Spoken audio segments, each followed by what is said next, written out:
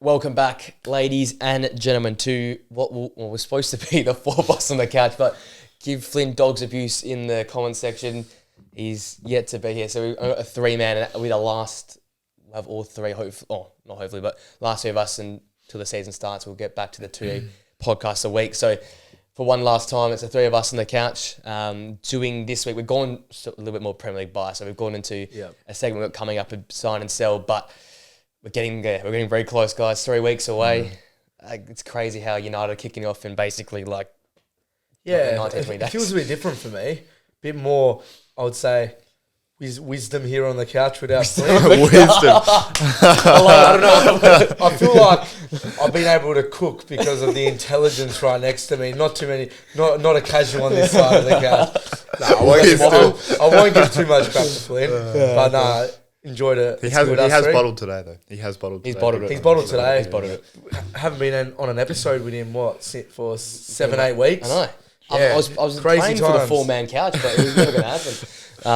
We will. I think at some point in the season, like we did last year with the end of year stuff, we'll do like a 2024 roundup or something. We'll meet at some point throughout the year. But the last time, I guess the three of us sit here together.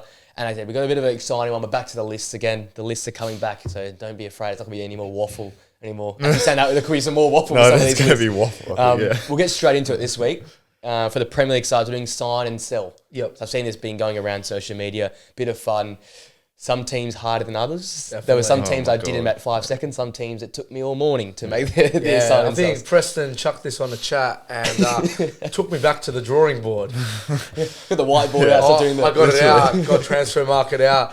Got a few sources out. Looking at some of the teams, It's like you're trying to sort out like an investigation. Like you just you're not wrong. Sticky notes here. And some of the teams have just been promoted. Like the likes of Leicester was a lot easier, but then we look at Ipswich. Oh my God. There's a bit of bias there.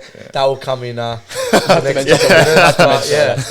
All right, Tosh, you want to start off our list. So start off with the top. Arsenal. Who's your sign and who's your sell for Arsenal? Yeah, so Arsenal, I think it's pretty clear they need a number 9. Yep. So the most obvious one is Ivan Toney. I think for the price that you can bring him in, probably around that 40 million mark. Yeah. Give him a 40, you reckon? It looks like it. It looks like that's what Brentford's willing to let him. That's fair play. It won't be big anymore. Let him go. Yeah, well, not anymore. Yeah. Obviously there was those big talks when he was off on his little holiday. Yeah. Couple of bet 365s. They were still wanting the 100 million and even prior to that. But I think it's come to the bit where he wants to go. Brentford want a new star. They're just happy to get him out the door. I think there's a couple other options there, like the Victor Osimhen's, but it's looking like the only team that's willing to pay his price tag is PSG. On the sell side of it, I think Zinchenko with the signing of Calafiori. Yeah. Obviously, Calafiori is a centre back, but realistically at Arsenal, he's going to play probably predominantly on the left. Yeah. We've got Timber coming back from injury. He goes to third or fourth choice probably. I was looking at one of Sky's, and I think he was actually fourth choice behind. I think it was Timber who would be the first choice, followed by Calafiori. Then they were saying Tomiyasu as a backup left back has done it, and then Zinchenko. So far back. Yeah. It's a fair shout. Yeah. Even without the Calafiori So I think signing. He's gone. Yeah. I think he's been pretty positive and saying that he wants to stay, but I'm not sure where his place is at the club. I think he got a new agent as well. Yeah, so somebody can't remember exactly who it was. Basically, put it beautifully, and they just said that I think Arsenal's progressed past that Zinchenko stage. No, it's a fair shout. Yeah, No, I like it. It's a good call. Yeah. It's good too. Good start, Tots. I literally had the exact same. The exact same. The Okay, exact so I same, went different. That's exactly. Have you got any words and then that backs up for Tots or same sort of feel? No, same sort of feel. I think the club's sort of progressed past where Zinchenko's level's at. Yeah. And then obviously they need a number 9, and Tony's probably the best sort of pound for pound kind of player out there. Yeah. So. Just touching on that, I think Sesko would have been an amazing signing. Yeah. However, he signed on. I'm not sure why they didn't push harder, because they probably definitely could have guaranteed him first team football. Yeah. Well, I think they knew that Euro's performance was coming maybe. No, maybe they waited for it and that's fair play. It was pretty bad. Because it was not great. No, it wasn't great, but you have to understand he's playing on it for a poorer team. You see a lot of forwards, especially as they come through the ranks, even in English football, coming from League One to League Two to pushing up those ranks. You've looked at the likes of Ivan Toney and Watkins, and although they did set the world on fire in those leagues, a lot of people were thinking that they wouldn't take it that next level, step, and they continually did because of the distribution. Well, sometimes it's hard to understand is when you've got players like Odegaard and Saka and Martinelli, or if you're at City and you got De Bruyne and Foden distributing the ball to you, it's more about your finishing than actually how your like build up play. Which you've seen by Haaland. Yeah. So I want the same route, but really different, because I still think Tony would be worth 50, 60. I don't know if you want to punt on that. So I went Dov big for 35-ish. Yep. So Girona killed it last season. He's proper, just put the ball in the back of the net. He's not going to muck about with build-up rubbish. He's just going to be in front of the goal, get in the football, he'll score goals for you. And I went sell Jakub Kiwior because he actually probably deserves first-team football and isn't going to get near it with Arsenal. And I think Arteta sort of brought in Zinchenko. He's his Man City mate, football friends and stuff like that.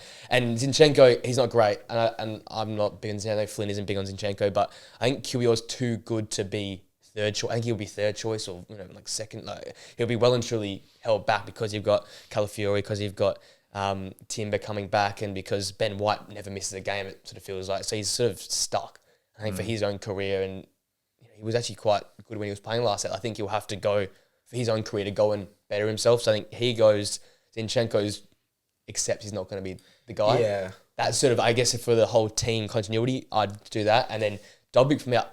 If you can get Tony for 40, 45, I'd say you get him. But I can get Dobbik for much cheaper, because I know Roma are putting a 35 bid. I think that's already, that might be close to done. It sounds like. But if you're an Arsenal, you can easily sweep in and go with a guy like Dobbik. So easy. Arsenal's team is... Where's that came from? Yeah, it's starting to build that real Man City depth, especially bringing in Calafiori. If they can bring in a striker. I'm still puzzled by the Calafiori move. Not for an Arsenal point of view, because that's an outstanding move, but just from a personal point of view. I think we touched on this obviously last week, but it just doesn't make sense. Unless he's been promised that left-back position, he's definitely not starting at centre-back. And for his career progression, you see the likes of like Bellingham and even Sesko and Haaland, who took that middle road step before they went to that big club, just because they wanted to get that fluency and first-team football. And like, he didn't even probably need to take that middle road. He could have took still a top-class team, like a Juve, probably even gone to maybe like a United and played first-team football, played 90% of the time. Like, I'm just not sure where he plays at Arsenal. Like, if Timber's fit, it looks like all things on him is like he's flying. Maybe he gets chucked into midfield as a DM, free up Declan Rice as an They want another midfielder, that's the thing. I know, because they're in for someone in Marino. Yeah, I'm not sure. I understand they got like obviously Champions League football and stuff, but still. I'm not with you. When push comes to shove. Bellingham did that with United. He said no to United because he wanted first-team football. Yeah, United wouldn't guarantee it. And like, Dortmund offered him that. I'm just starting to believe that they are guaranteeing it. Somewhere. Or at least guaranteeing it like, listen, you might not start every week, but if you play how you've been playing, you're going to be playing in that left-back position or something like that. A good little comp at left-back would be fair few going for that spot on the sounds of it. Yeah. Always centre-backs though. They've got like 8 centre-backs. It's Man City too. They got a lot. Man City. They started one of the second last game at Fulham with 4 centre-backs. It's just so crazy how football has progressed over the years. Like, it obviously, it went through those defensive, it went through that defensive, like, fullback phase, obviously, when you had, like, early on with the Nevilles and stuff like that, who were mainly on defending, but weren't centre-backs, but probably could play there. Then it went to this progression, which kind of Pep brought in. But then he just randomly, at City in the last couple of years, like, he brought it in with, like, Cancelo and even at Barca and Bayern. But then now he's, like, randomly flipped, and he's like, centre-back goes and plays midfield. Like, let's play 4 centre-backs across the back. The failed centre-back is the new left-back. It is. If you're not good enough, slap Harry Maguire left-back. At this point. We'll go that far. Next club, Villa. What are you thinking for Villa? An interesting one for me. I think I went rogue. So, Douglas Luiz is leaving, obviously. Yeah. And although he wasn't an attacking midfielder, he provided a lot of attacking flair, goals, and contributions. So I thought, let's look maybe more attacking in that like number 10 position, because I think they do that. That's the one part of their game they lack. They've obviously got rid of Zaniolo's left now. I think he's Zaniolo's left. Zaniolo's left. they've got a few other players, but not really an out-and-out number 10. So I had a quick look around, and Brahim Diaz, I think, would be an amazing sign. Wow. I think you could bring him in. Shout. I reckon you could bring him in for 50 million, and he ain't getting a game this year at Real Madrid, even on loan. That's a good shout. I didn't That's think a He, good shout. he I ain't like getting that. anywhere near Real Madrid's team, and he was good last year. it was Yeah. fantastic. Fantastic. Yeah. And how's he getting anywhere near there when they're bringing in Edric? They're bringing in. Yeah. They brought in Mbappe. They're not That's- getting. yeah. They haven't got rid of anyone. Yeah, I like that. So, Very and I good don't think shout. he'd be too. If you wanted to bring him on a full deal, I reckon you get him for 50, 60. Loan option to Yeah. buy. It screams something But like That 50, screams, yeah, what do you, yeah, 50, yeah. 60, I think you get for him. Yeah, Yeah. that's good. And Villa's took that next step where they're prepared to pay that much for a player. They've got the funds from Douglas Luiz. I know they're bringing in Onana. It's a good shout. But good they shout. need, That's if they a can really bring good that shout. attacking midfielder, it takes it to the next step. And then a next option, I've gone Matty Cash out. Maybe cash out. Maybe, yeah, okay. I think, obviously he's good. I just don't know if he really fits the Unai ball. Progression, Yeah, Yeah. that's fair enough. Nathan, yours. Damn, that was Yeah, I it's like cool, that. That's it's a good cool, shout. yeah, it's I cool. went a little different since Duran might be leaving.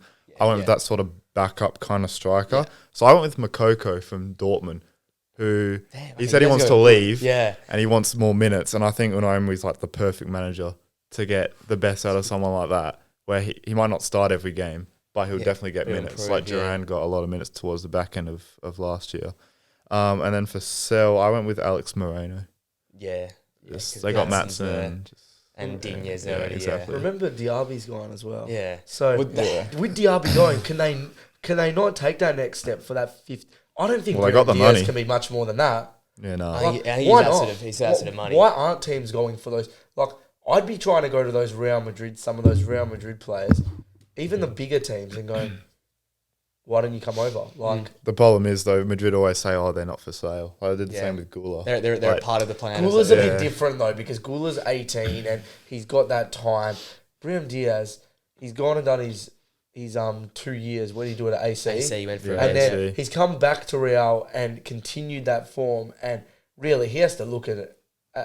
And I think at Villa, he could play that 10 role, Yeah. but he could also play like that Like about that high. high camp. off the wing, that, yeah. that That so Morgan Rogers. That's a He good could. shout. I like that. I really mine, like mine is shit now compared to those. I know. So I went João Felix because he's linked there, and No, that's that's fair. the same sort of 50 million. Yep. But again, he wasn't really that great. But then Chelsea, I don't know if you can take that with a grain of salt. But that seems to be linked away. They don't want him at Atleti, so I think that's the easy one. And John Duran I've got for sell as well because he wants out. So just get a bit of a rate swap going there, striker for striker. Yeah, you guys have killed that one. So, yeah. But, Yeah, bro, I've got I love interesting that. again. That was fucking that was a great sick. I shout. like that one. That I'm a was Brahim good. fan. I've gone interesting Bournemouth. again. So I went Bournemouth, interesting. I think they need a centre back. We're on centre back. I've gone to front of the pitch. Okay, You go gone? on. No, I haven't gone centre back. And really a player they just linked to. Didn't really know too much about him. Fire out But Hitchson at Juve, a Spanish-Croatian centre back. Yeah, okay. Yeah, played a little bit. I think he was out on loan as well. I Can't didn't think he remember played where. Juve last year. Yeah, and but he's heavily linked with Bournemouth, so Yeah. I think that Should get. and Only they're too in need of a expensive. centre back. He's Yeah. valued at 10 mil. Yeah. So Yeah, 'cause probably Jordan 20, Kelly's probably out. 20 mil, probably go for. Yeah. Yeah. No, that's it. Yeah. And then Sell. sell Christie. Ooh, Yeah. I think he's pretty He- good. Yeah, but he's getting on a bit now. I like Yeah, him. true. It's a personal favourite of mine, Yeah. but I do get where because you want to tell the new generation. Yeah. Yeah. Young. He does trust him though. He I plays love Christie him. He's a lot. great foot. He's But great. he is getting on a bit. Yeah. He's one of the older crew. Yeah, fair enough. Surprised I Adam think Smith has the survived thing your accent. I look at is you got to print your identity on a team, and he's got Yeah. that old identity. It's Yeah, like it's when a another team. It's like when a. It's a bit like when Flynn spoke and he said Aubameyang was at Arsenal.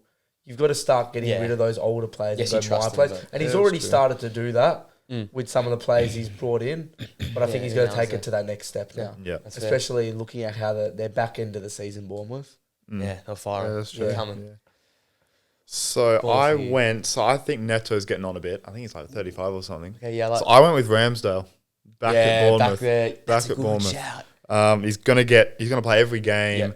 The fee won't be that much, considering no one's even like interested in him or anything. And he obviously was at the club to start off with. Shout. So I That's a think, very good shout. you know, with Neto getting on a bit, keep Neto because he can be that good sort of leader. And then for Sella, got Travers, who would have been the backup. But I like that. Elevate. So, Hands up. I went the total other side of the pitch. So I went up top or closer. I went Jorginho Rutter from Leeds to join Bournemouth. So number 10, who can play up top or can play in an advanced role. I think they just need a little bit more of a spark. Because Christie and Cook are good, but they're defensively orientated. Yeah. So you need someone that can make things happen up yeah, there. I like that. And then I went to sell Luis Sinistero, who was on loan at Leeds last year. And I was close to putting him. doesn't seem to be a part of the plans. You could probably get 8-9 million from him. He's like a handy footballer, but it doesn't look like he's a part of the plans. Enes Unal has joined now. Yeah. He's behind like Semenyo and these guys. So I think it's time to get rid of Sinistero and get some money for him. So I went, replace and sell up top for me. Side of the pitch. I like that. Brentford. This was awful, by the way. This was awful. Shocking.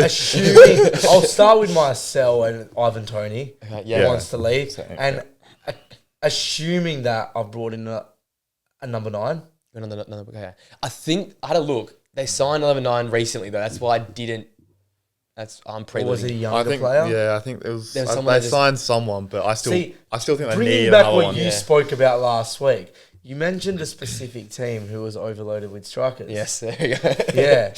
So I think there's many different ones. If they were to get rid of Ivan Toney, which is obviously looking very, very likely, why not go look at Dortmund, maybe even a loan? A lot of those strikers there you can probably get for the 20 to 25 million mark. Like, for example, Sebastian Haller. Yeah, back to the Prem. Back to the Prem.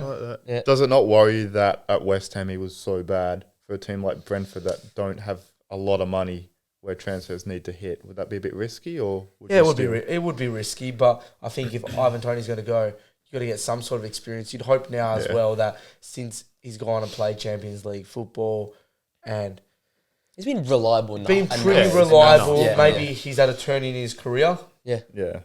Maybe a bit more confidence. You know how much confidence is relied on in football. Like, I think he'd be pretty confident to come back to the Prem and make a difference this time. Yeah, that's a good shout. And he's not playing at Dortmund because he's bad. He's just as other strikers. No, there's 18 different strikers. Oh, yeah, he was and the ones they got are He was good at Ajax, and then he was good when he went to Dortmund at the start. Yeah, he was. Yeah, big champs. And then with their signings, it doesn't look like he's anywhere near the pitch. No, I think they're trying to ship off Adeyemi and a loan. It's a lot going on. Yeah, that's a weird one. I thought I don't know what's going on there. So, but yeah, maybe that helps. That probably helps both teams out. Get rid of a striker for, I'm assuming, some relatively large wages, and then you get that replacement there for Brentford. Nathan, I put Brentford. Obviously sell Toney because I was looking at their team and it's like you go through like defense, like you don't want to really get rid of anyone there. Yeah. Same with their midfield and stuff, and they just bought Flecken, the keeper. Yeah. So I went with Brozier from Chelsea to Brentford. Yeah, shopped around. I think he's been shopped around a bit, but I think Thomas Frank. I think he's the type of manager that could get him back to pre-ACL. Yeah, Southampton days, Brozier. So and he costs like nothing. So even if you want to get him and then bring in, you know, you can use that money elsewhere to improve the squad. So again, I'd warned the boys before I went like Pentagon shaped. I went very outside of the box for these ones. So I said keep a hold of Toney, and I sold De Silva. He's just under some heavy wages. Yeah. And I need a fullback. So I went Jordan Tezza from PSV, who were really good last season, and they need a right back. So I went Jordan Tezza from PSV. I was going to go Dest, but I'm not sure. He's been hit or miss at some bigger clubs. Yeah, and I think Dutch born. He's been there for a while for PSV. I guess it feels like an upgrade. Probably isn't an upgrade, but it feels like an upgrade going to the Prem. They need fullbacks because Henry's injury last year. I don't know how he's going to come back. Yeah. That was where their weakest spot. Centre backs said okay-ish. They got enough. There. Yeah. They've bought Igor Thiago up top. It's another striker alongside Visser and Bermo, Sade, Potter, all these guys who play up top. So I thought, try and keep Toney if you can. In an ideal world, you keep Toney. You get rid of De Silva's wages and you get a right back in Tezza, and then you sort of got squad depth everywhere. Yeah. I'm in an optimal world, a utopia, but that's hard to go for Brentford because they were very hard work. Very. Brighton next. Very interesting by me. So this is crazy. I've just mainly looked at the past couple of years and how they've brought so much like net transfers in Yeah. and got so much money that I'm like, you've got to go eventually and spend a bit of it. And I think this is just the most outrageous call, and it ain't happening. Mo Salah. But like Drewsbury Hall in. He just signed for He's at Chelsea. Just signed for Chelsea. He was like 2 weeks ago. Oh, I I'm think. excited. He signed for Chelsea. Oh, I was so excited for it. No, I was waiting for a ridiculous shout. He just signed for Chelsea. He signed for He's Chelsea. at He signed for Chelsea. Yeah. Maresca's brought him across. I was waiting He's for this. already signed. I think it was about I was a week waiting ago, for like yeah. a Lamine Yamal. I'm gonna get clipped. I'm gonna get clipped. Yeah? I was waiting for like Messi. Yeah, Messi. God, yeah. I'm gonna get clipped here then. How much did he sign for? 30 mil? Way too much. Yeah, 35 mil. I think. Yeah, Okay. that's all right. Who do you Because sell? he it? was going to go to Oh, Brighton. He was Yeah, gonna well, he go. was linked. No, he was linked. Yeah. Yeah. But then they pulled the pin last second Yeah. because Who? Chelsea. didn't play. Yeah. Yeah. Went out on loan and like he's just. I know he came for 0 mil, but like Get him out. obviously he's He not in was- the yeah, he plans. was Yeah. garbage. Get him out He for was, zero. he was garbage. I've made. Oh my I've God. done him there. Yeah. No, I was waiting. Oh, I thought someone would do that it. was. but Oh. I was. You were like, you had me going. I was like, yes, he's gonna put like an absolute worldie in here. Top 10 anticlimactic. Yeah, moments. yeah. He's had some great shots already. We're waiting on a good one. Hey. That's all right. I knew like he probably wasn't going to go, but I was like, Yeah, no, he's Chelsea, yeah, Maresca's boy. He's gone, yeah. Chelsea from Maresca. Yeah, Poor him, that's career ruined. So. I went similar sort of path in terms of that sort of box-to-box mid. I went with Amadou Haidara from Leipzig. Yep. Sort of Right that across those guys. good, like, I think his market value is only like 30 mil or something, which is pretty good for Shitty. Brighton Yeah, because good they don't for spend too Brighton, yeah. much.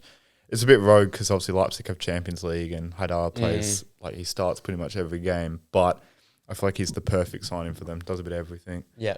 And then I did sell Gilmore because I think he's close to going to Napoli. Is he? I think so, yeah. Oh wow. Oh, I think he's close to leaving. He's been a bit of a... It sounds like a bit was of a he, Conte. was he plot. at think so. Chelsea when Chelsea Conte when- was there? Or was he? Because he was Lampard's boy. But was he there when Conte was there? He might have been. Maybe. He might have been. Yeah. I think he's either gone or he's close to going, Like maybe did Conte bring him into the first team training or something? Like He's a Conte He player must though, have. just an energizer in there, just like no, I get that. Yeah, just wondering. No, it's interesting. No, I didn't hear about that. He's going to Napoli. I think so, yeah. That's I'm sure that's a Oh, it's decent like, fee. Then. I think it was like 7 mil or something. Oh, okay, that's But no. not great for Brighton standards. They're not used to big sales. Fair play. I went to sell Undav just because I wanted to go back to Stuttgart. Yeah, I like that. But I've got a But personal Grassi's not investment there, so, you know. it's- and I went and signed Fedi Kadioglu from Fenerbahce, who they're linked with. That's another £30 million signing there. So whoever is going to be one, like, you know, that sort of money, they're not going to get much bigger than that. Fullback, again, Purvis Stupinian wasn't that great last year, obviously the injuries.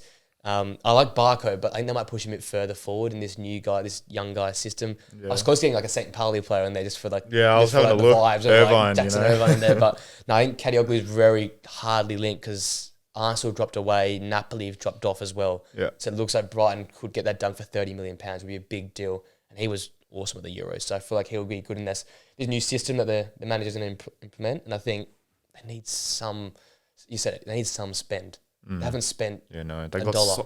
they would have the McAllister money, the Caicedo money. still. Caicedo, Sanchez, Cucurella, like there's hundreds of millions of pounds Yeah. there.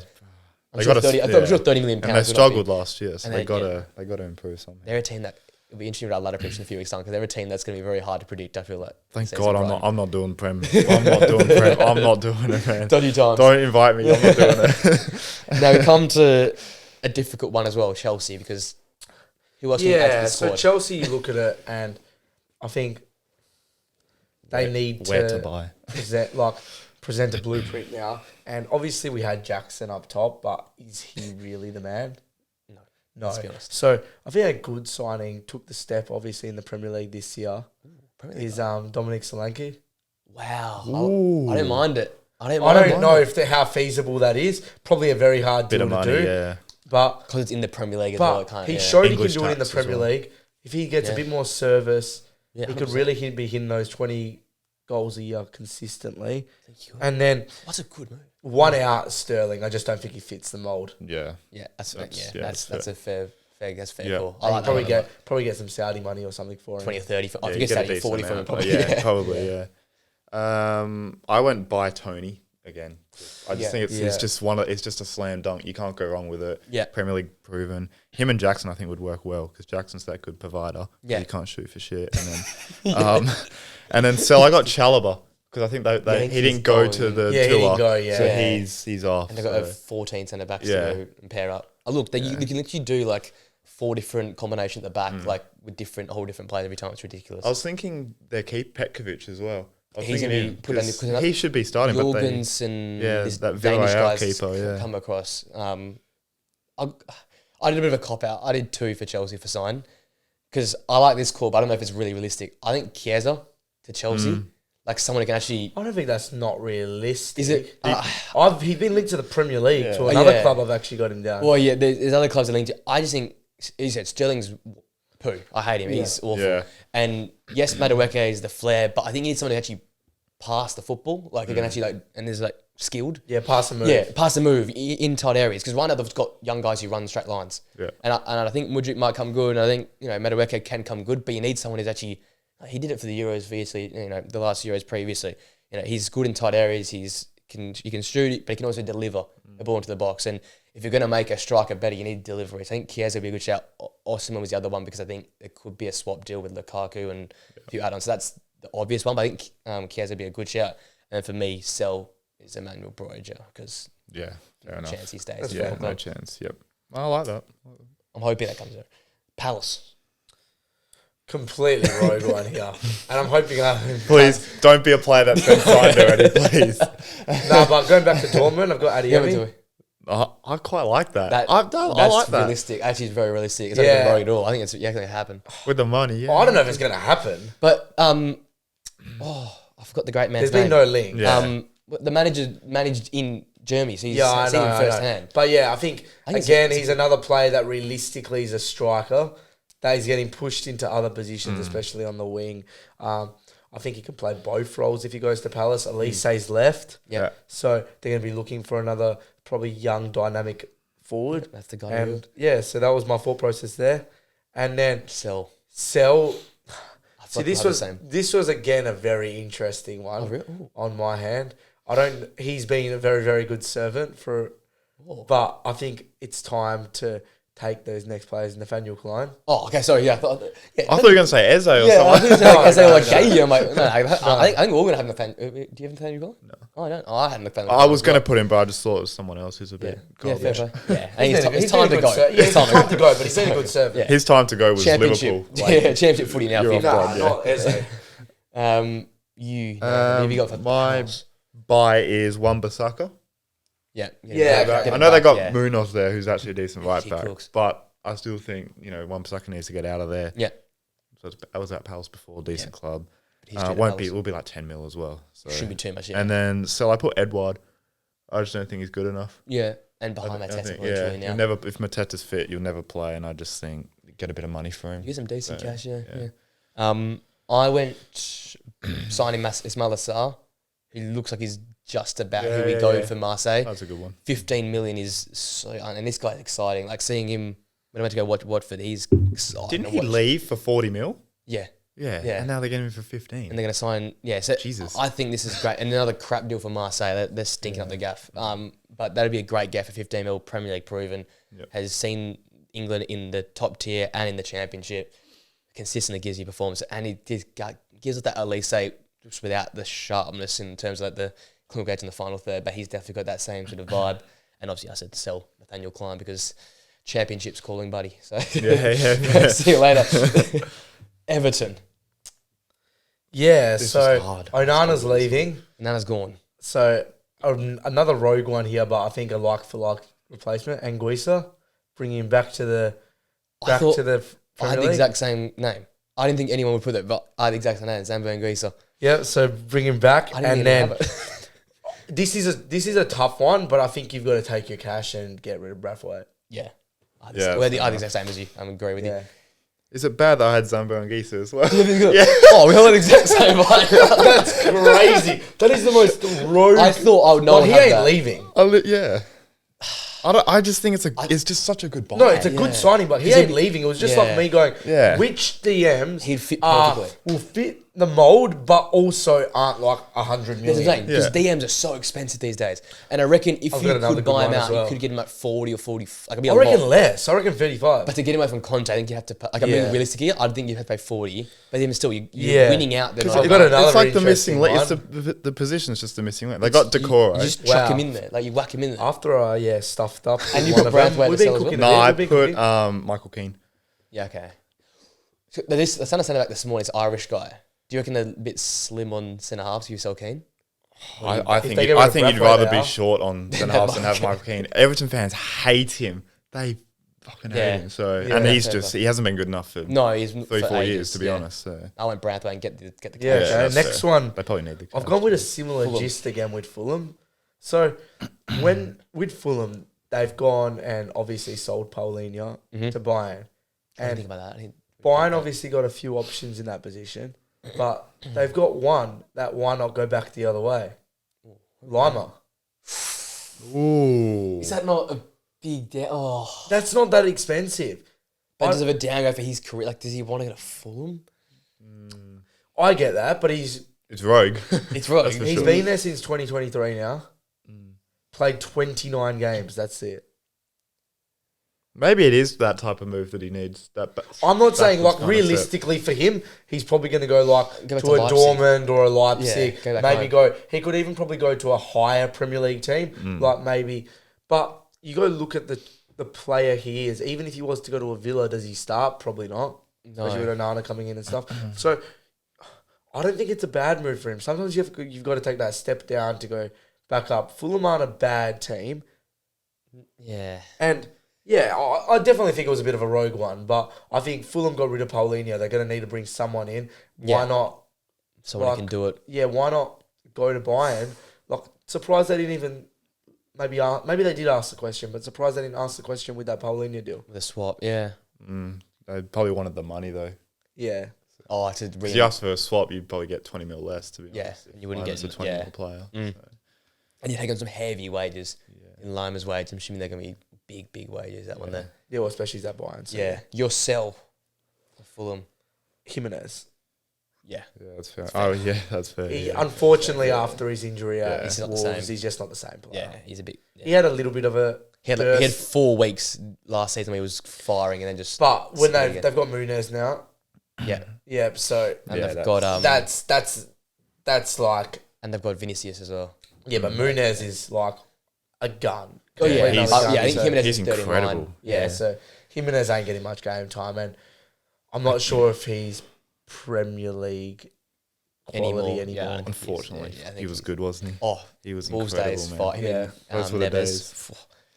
I went to the other side of the pitch, so they lost Adebayo to Chelsea. So I think they need a centre half. Yep. I went with Sepp Vandenberg. Yeah, from Liverpool. Had a good season at Mainz.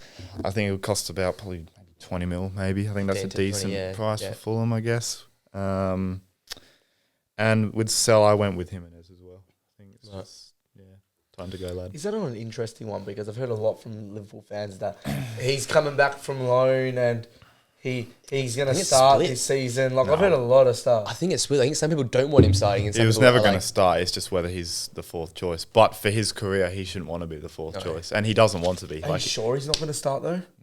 No way. No, he's not better than Verge, obviously. He's not better than Kwanzaa or even Gomez. I'd rather have Gomez, playing than And for he doesn't want to be 4th choice. No. He wants to be at least 3rd choice, and he's just get the money while you can. I went quite boring this one year. Smith Rowe. It was basically here we go. So I went Smith Rowe. Great get for them, and then I just moved out one of the old heads, club legend Tom Cairney, but. I was close to putting it, but I think their midfield's a bit short. He wasn't that bad last season, though. No, but he's 10 minutes off the bench. He's going to be pushing even less because now Smith Rowe's playing at the 10. Yeah. I was going to bring Willian to sell as well. I think you can get some Saudi money for Willian. I still think, don't be surprised if Andreas Pereira is still getting a game somehow. He was really good last year. I wouldn't be surprised to put Smith Rowe onto the right. And then put Pereira in the middle. And then, as I'm saying, Willian or Candy was the two for me I was tossing up because I think you can, like for Candy, maybe 5 mil from a lower club. Even one of the new clubs coming up, you're going to be experienced. But I just think it's time to start with a fresh face in there. Yeah. So I went rid of Candy and got Emile Smith Rowe in. Yeah, no, I like that. Now Ipswich. So I think this is a very easy one. player they had on loan last season, Brandon Williams, bring him back to the club. You're big on Brandon Williams. Brandon Williams back. He was amazing for them in those 6 months he was out on loan. Probably has more driving points than minutes played, but okay. but he's in. No, he was good, and especially in an attacking sense, he was quite good for them. And I think he obviously gelled well with that squad. So why not bring him back in? And then out Hurst, just a striker, played about 10 games last season. Yeah, it was hard for me to go through the team. I think there was obviously players who probably aren't Premier League quality, some of the Aussie boys, but I want to give them that chance. So yeah, Socceroos. Yeah. World Cup 2026. My sell went with Hurst as well, purely based on the fact that before we started recording, you said that you put him in. So thanks for that one, Tots. And my buy, I put Oliver Skip from Spurs. Yeah. I think their midfield's kind of. He's linked. He's not going to. He's linked. Is he 17% link on transfer? Oh, there we go. Yes! Here we go. He's well, he's not going to play in Spurs' midfield because they got a lot of really good midfielders. He gets his 5 minutes a game, but he can do way better than that. Yeah, so. That's a fair shout. I signed back Jeremy Sarmiento. He was on loan last season. Bring him back on a permanent. Add a bit more. I'm going with the vibes of like Luton. Just get great attackers in and hope you can just outscore teams. So bring Sarmiento back in for that attacking threat. And I went another striker, Freddie Ladapo, who didn't play much at all last season. Yeah. Yep. At least Hurst scored some goals. I was going to go with him, but he had a picture on Premier League, so I was like, he can't he's known, you know. You can't get rid of the picture. They have too many strikers, so I got to get rid of one of them. And they got Delap from Man City. That guy was a FIFA legend back in the day. Yeah, it was a decent amount. Mate, you might have to do something for one. I've been seeing him in FIFA too, mate. I haven't seen him play a real game of football ever. So I went Sarmiento in and Ladapo out. Yep. To another promoted side, Leicester City. Player they're linked to, which some people might not be aware of, but Sole, the Juventus winger. Yeah. Are they linked? Yeah, heavily linked. I think that's a big get. I think it's like an 80% on transfer market, if not more. Fair play. I might actually try to confirm that, and then out Daka. Yeah, I've heard a lot of people say he's that's fair. They signed him for 30. What a waste. Yeah, I swear he was good for like a little bit in the championship. He was amazing for Salzburg. Yeah. I was looking at his stats. He played 80 games and scored 60 goals. Well, a lot of big clubs wanted him. Yeah, Leicester. It was a big get for Leicester at the time. It was like big news, but it's not been that dude. Yeah, no, he's been a bit. But yeah, Sole's heavily linked. That's a big get and get him. Yeah. Okay. Fair enough. So for Leicester, they got rid of Dewsbury Hall. Yes. So I thought I needed a box to box. I went with Gustavo Hamer from Sheffield. Good get. I think he's a good player. I think he's a really good player. I think obviously he was good in like an awful Sheffield side, but he could look like decent. Yeah. And I think with Steve Cooper, he made Gibbs White look pretty good. Yeah. Very good. So I think it could be the same with Hamer. And then I went Sel Vestergaard. I just think he's just not Premier League quality. He's just not good enough. Yeah, I went very rogue with mine. So yeah, we needed a tackle because you lost. This sounds so stupid. I went Maximilian Bayer from Hoffenheim. You're gonna pay big bucks, but you sold. He's a player. You sold Dewsbury for what was it, 35? So you're gonna have to pay probably 55, 60. It's a lot. I'm asking a lot. But you need someone that's pretty raw as well in talent. It's very raw, but this guy's the shit. I mean, this guy's hot property. I think next season I wouldn't be surprised if the big German clubs are in for him. So why not beat them to the chase and take a punt? Because right now I don't see much excitement in the final third. Because Daka, Vardy's like it's just nothing's there. And yes, the wingers are fantastic, but you need someone down the middle who can do it for you, and that's what Dewsbury Hall was doing for number 10, pushing on. But by a big kid, strong. Down the middle, flair. It's going to cost the bank, but I think it's going to be a big get. We spoke around a little while ago. He's similar. He's got a similar build to Isak. Yeah, I can see because he's that German back. I'm seeing like Kai Havertz as well, but obviously more clinical than Kai Havertz. But it's that sort of long, tall, lankier build. But he's strong, and I think if they can somehow find a way to get that guy across, that'd be a big get. So that's my bold shout for the day. Being buyer to Leicester.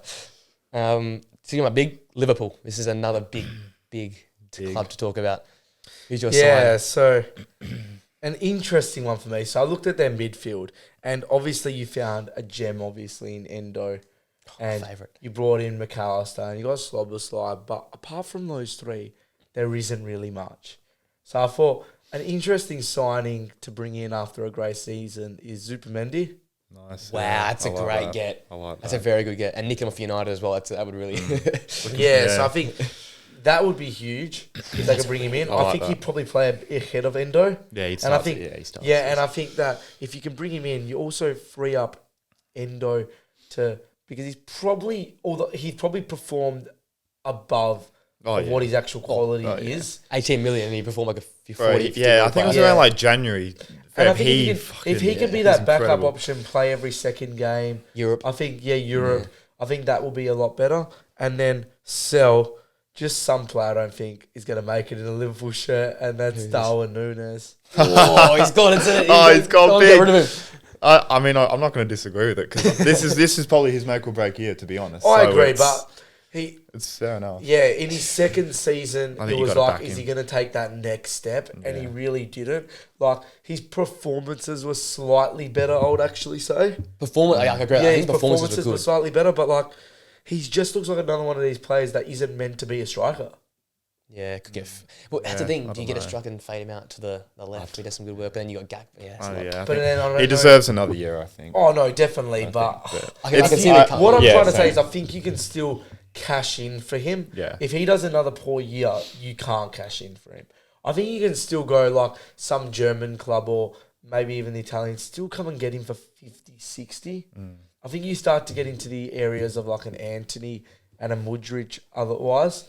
Not to that extent, because he's obviously a better player than those two. Yeah. But you start to get the areas where no one even really wants to touch him now if he has another poor season. It's just whether you want to take the cash or not. I don't know if anyone wants to touch him now, to be honest. I think there'd be still... He's still scored... Because I don't think Liverpool... He still scored 10 Premier League goals, 9. That's what I was saying at the end of last season when you guys... and that's fair enough, you guys are like, but I'm like, he's still got goal. And Uruguay scores like every second game. Statistically, he actually looks pretty fucking good. Stats-wise, he's a good player and he performs good, but he doesn't put his chances away. Yeah, it's the in-game stuff like hitting the post from like one-on-ones and missing. Yeah, that's the one that hurts. Yeah.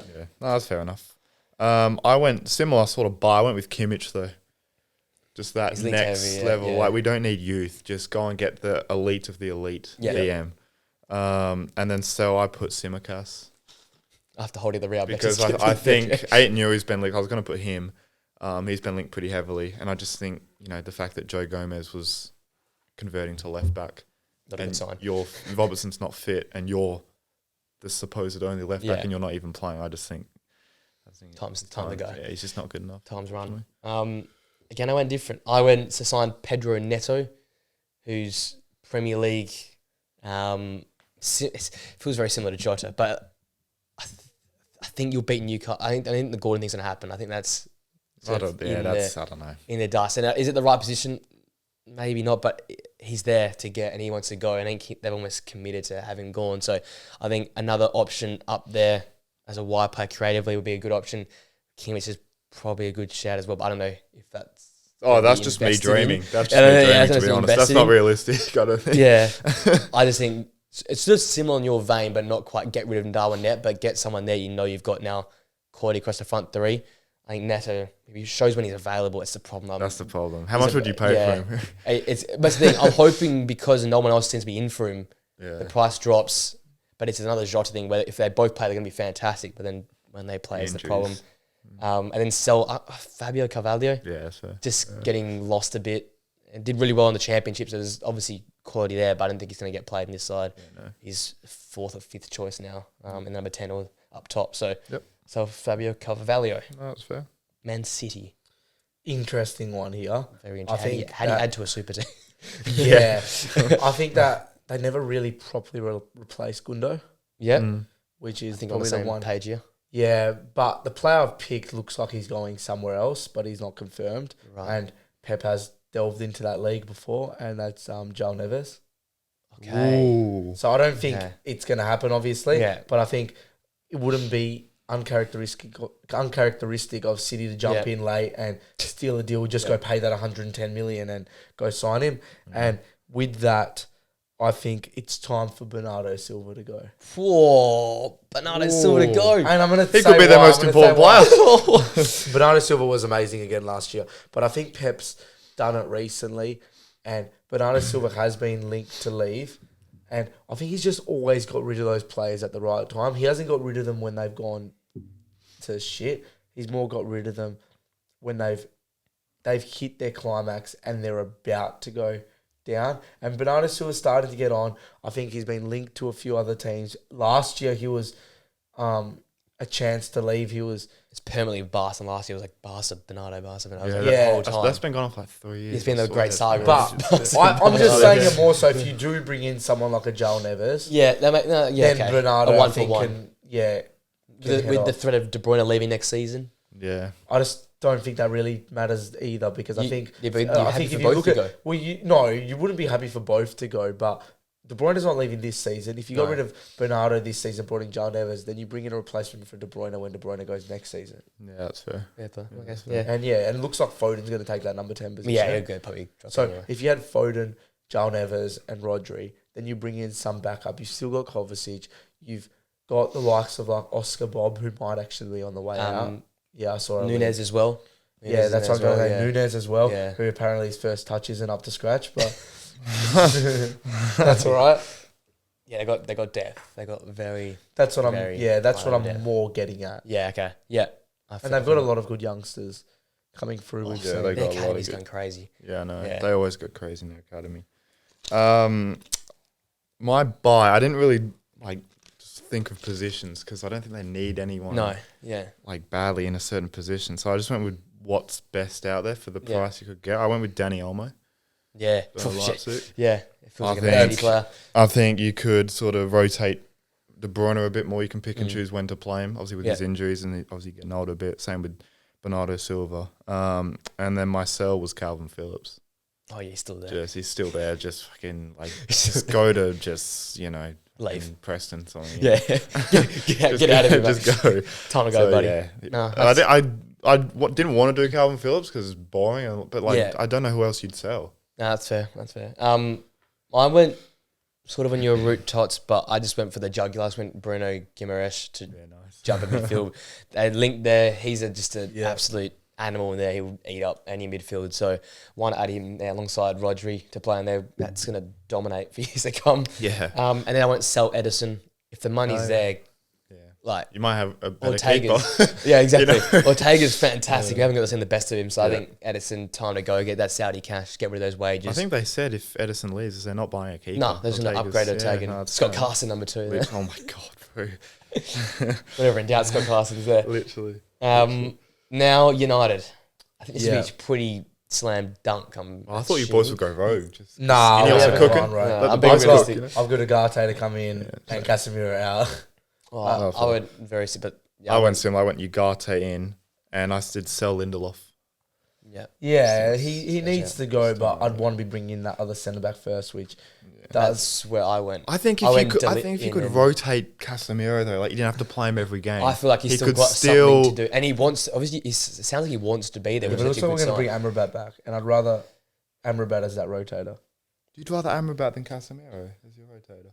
I wouldn't. Surely not. I don't put Casemiro as a rotator. I think when we look at Amrabat at the end of the season when he played DM, Casemiro's got goals though.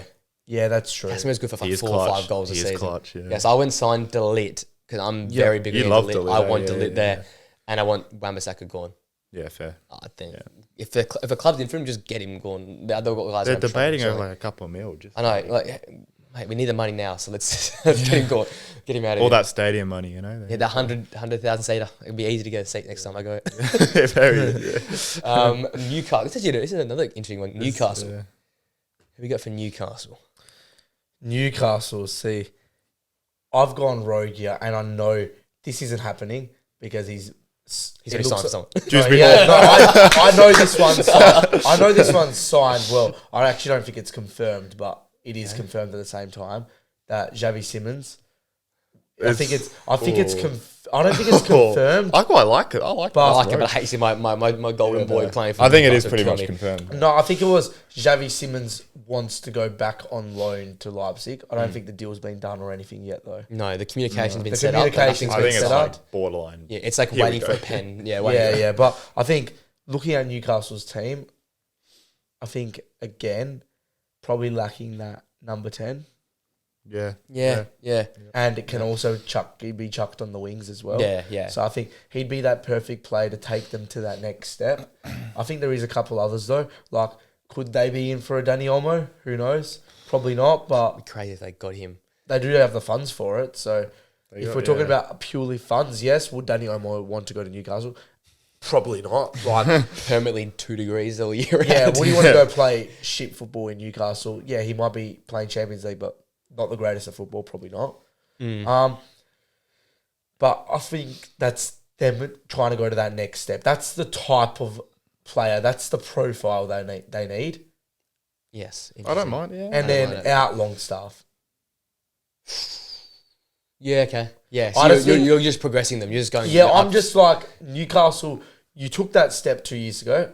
Now make the next. You didn't go... I wouldn't say they went backwards in their progression because they still did all right, and you're always going to go a little bit backward before you go forward. But now it's about cementing themselves for the next 10 years as a top 4 to 6 team at least. So really want to be top 4, but obviously you're always going to have a couple of years when you're probably 4 to 6 around that stage. But they need to stop themselves from going behind Villa, which they were behind Villa this year, but they should really, they should really be catching back up. And it looks like Villa's taking those steps, bringing in Onana, bringing in all these players. Yeah. And obviously they're going to have Tonali return and a few other players, but it just to me looks like Newcastle bought those players like the Isaks and the Brunos and the Tonalis. But now it's like, we're not prepared to keep spending that money. Yeah. And it's not about going to spend 150 million players because if you were to bring in, obviously, a Xavi Simons, it'd be 50, 60, it looks like, his price tag. Probably more towards the 60. I think it'd be 60. So, yeah. But it's just about now taking those next steps. It's not about 4 players now at 60 million. Can you bring in maybe a number 10. Maybe can we bring some extra depth in defence? And Tonali's coming back. Can we keep Bruno Guimaraes?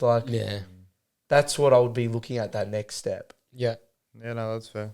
Establishment. Similar to Tots, progressing. So I've got rid of Almiron because I think he's just not good enough for where Newcastle want to be. And as a replacement, I've got by Kubo from Sociedad. Yeah, good player. He's been linked to a lot of clubs as well. Like he's obviously. I think he's been linked with Newcastle as well. I think last year was linked, so I think it only cost about sort of 50, 60 mil. So. Yeah, I'm on the other way. I think they're still trying to stabilise, so I didn't go ridiculous. I went Somerville from Leeds. Good baller. And I feel like I would, in a utopia, I think they do what you guys are doing, but I just don't think they're there yet. And with this whole restructuring with who are the face of the club now, there's something obviously going on. And they haven't been able to sell as much as they want. So I think Somerville's are playing it for 25, 30 max. I don't think any more than that because Leeds have stayed down. So I think Somerville's a good target to get. And the player I'll sell is Matt Target because they've got many fullbacks. So get him gone. He's sort of been pushed out, hasn't he? Yeah, there's way too... With now Hall permanently there, I think there's no chance he gets a game. So Somerville, for me, just had a bit of flair on the flanks and, push Almiron back a peg. I like it. Forest. Yeah, so one they're heavily linked to, which is Ramsdale. Are they linked to Ramsdale? I'm obviously not keeping up with things, but fair enough. How many goalkeepers do they want to buy? Celts or whatever. Yeah, that guy. They had Turner. They had Navas a while but he's gone to Monza now. Monza. Oh, yeah. Monza now. Is that Monza with Varane? No, Como is Como. They got Pepe Reina and Alberto Moreno. And they're straight to get teams. Fair enough, goalkeeper. I can... I mean, it is a position they probably still need. All the kids have been rubbish. All the kids and then Willy Bolly out. He's old. Yeah, time to... He's 35, I think, now. So, that's fair. Time for him to... And don't know what you really get for him. So I don't know if that's really that big of a deal. But wouldn't be on that not even a bag of chips. Wouldn't be on that high salaries. There probably could be better options that you could probably get some cash for. But a cash player. He looked like the most obvious. That's fair enough. Yeah. So my buy is Alfie Doughty from Luton. Oh, you've nailed it. You've nailed. I Alfie forgot Doughty. these players. Yeah. I don't think they even have a left-footed. I think they play. Is it Aina? Yeah. Him, and he's a right-footed. Yeah. And especially with Awonyi and Chris Wood, if he stays, you need delivery. Delivery. So I went with him, and I went sell Emmanuel Dennis. He moved for big money from Watford. Yeah. 20 mil, I think it was, and I think he's done nothing. He doesn't even Pools play, United. nowhere near it. So, he's done nothing. So I think you could get a bit of money from him as well from Saudi or something. Yeah. So I went to sell Chris Wood. I think you can get enough of him in another Premier League club. I probably should have gone down, but I went Miguel Gutierrez from Girona. Yeah, nice. Oh, That's me again. Get him while they're down. Damn, Girona just. Yeah, I did a bit of bully Hill, ball. you know. I was trying to do a bit of bully ball and get off them. Is it realistic? Probably not, but they desperately need a fullback. They need a left-sided fullback. Ideally, Gutierrez is out there, fantastic on the ball. Can do the inverting rubbish if you really want. But it's Nottingham Forest. I don't think they're going to invert at Nottingham Forest, but he can do that. Put a good ball in the box. But yeah, as you said, they need someone to deliver balls in the area. Not a right footer. Right footer or left side players. Just need some fullback quality at the moment because they're really unders there. Southampton next. Yeah, pretty proud of myself with this one. I'm proud of Yeah. Shrewsbury Hall. Nah. Ben Brereton Diaz. I don't think the exact same. We all Has have he him? gone? Has he? I didn't do that one. No, he's at Villarreal. I swear he signed somewhere. No, he's at Villarreal. I swear he went to Sheffield on loan. No, but I think he got signed. I think he got signed again by Southampton. I swear I saw Fabrizio post it. He wasn't at Southampton last year. No. And then he went back to Villarreal because it was a loan, wasn't it?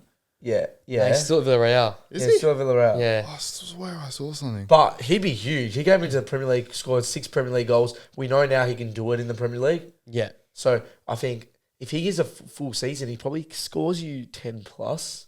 Yeah. So Southampton close to 7 million deal for Villarreal forward. only 7 mil as well. That's good value. Yeah, he scored 6 goals in 14 Premier League games last year.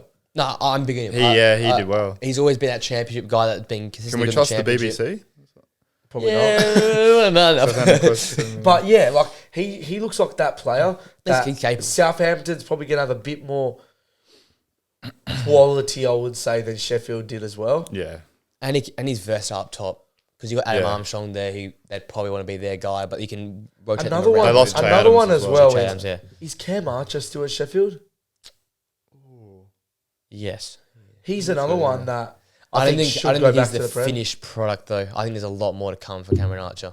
He's very raw. Whereas Ben Brereton has been to the championship, went to Spain, didn't work out, but he's seen the different leagues. He showed early on though, especially in those first couple of games for Sheffield, he has a lot of quality. I still think it's a diamond or not even a diamond. I think it's a stone in the rough. I think it's I think for a promoted team, you need that experience. You don't want to rely on raw talent. And this guy's seen the championship. He was championship player of the year. I swear player of the year maybe once or twice. I think so. Scores bags of goals for Blackburn. He was linked to Everton for ages as well. And he's always felt like he needed to come up. Him and Mitrovic were like those guys for a while. It felt like he had to get a move, and he got the move to Spain. Didn't work out. But I think that's actually a benefit going to the league, seeing the quicker pace of the Spanish league and then coming here. So yeah, I've got the same thing as well. And I won't sell Jack Stevens as a defender that they've got too many options to get him going. Yeah, I want a little different. I went James McAtee. He's at City now. Yeah. But he was on loan at Sheffield. Just a good left footer, can play on the wing or essentially in the middle, more creative, and that'll probably just be a loan because I think Pep spoke pretty highly. Pep likes him, yeah. And then I think I put Marcel's Bednarek, but I think he's their captain. Get him going anyway. but last time he was in the Prem, he was pretty average. I'm surprised by the loan though. Pep's not usually that loan type of guy. Like even with Palmer, he was like, "You leave or." But he likes McAtee. I think he really raves. He really likes Palmer though. Yeah, but I think Palmer didn't get along in the end. I think they had a disagreement of what they wanted, so that's why they split ways. Well, yeah. Moving on to Spurs. So this is This one was actually very hard because they've made their deals. I feel like I think they've done their deals for the year, but they went early, real early. But how have you added to their deal? You went Chiesa for them, another winger. I think he works really well under an Ange system. He would cook, to be fair. He would cook. Yeah, and I think he needs. Obviously, Juve don't want him. Thiago Motta doesn't want him. Yeah, he's not in his plans. Probably get him for pretty cheap these days. He's fallen off since those that Euro performance. Even for Italy at the end wasn't even starting. So Probably get him for 35, 40. Like that. I think 35. less. Yeah, I think 35. Yeah, I think 30. I think There was rooms like 25, 30, I think. Let's check 30. Yeah, that's a move that I'd definitely be doing if I was Tottenham. But obviously, yeah, they've probably done a lot of their deals. And I think, these ones are all like if Tottenham haven't something else in their bag, I think. And then sell Ben Davies. Nice. I had him originally. Yeah, get that guy. I went with someone else. He's just not an Ange player. He was in the end playing centre back for Ange which is well out of position because when they had injuries, and he's at least dynamic as a centre back, but then he's not dynamic obviously enough as a fullback. Yeah. So he's like this in between type player, and it's time for Tottenham to take that next step, especially if they're going to back Ange in with his game style, bring in Ange players. Yeah, which already happened, but that next. I feel like he's been deadwood ever since he signed. He just screams deadwood. My buy, I went a bit out there. I went with a striker, Jonathan David.